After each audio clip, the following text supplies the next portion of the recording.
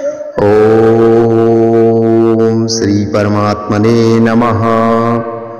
अभीष्टफलदं देवं सर्वज्ञं सुरपूजितम् अक्षमालाधरं शान्तं प्रणमामि बृहस्पतिम्। बृहस्पतिं शिरः पातु ललाटं पातु मे गुरुः।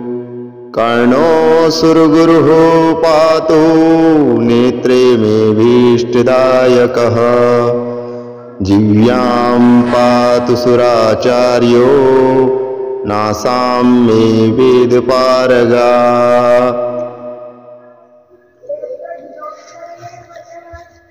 मुखं मे पातु सर्वज्ञो कंठं मे देवता शुभप्रदा। भुजङ्गाङ्गिरिसं पातु करो पातु शुभप्रदः।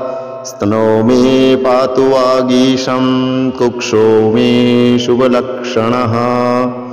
नाभिं देवगुरुः पातु मध्यं सुखप्रद।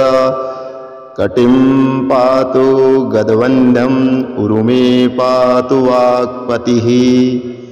जानो जङ्गमे सुराचायो पादो विश्वास्मकस्तथा।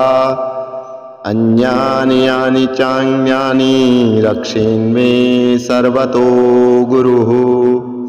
इत्येतत् कवचं दिव्यं त्रिसन्धं यः पठेन्नरः सर्वान् कामान् वाप्नोति सर्वतं विजयी भवेत्।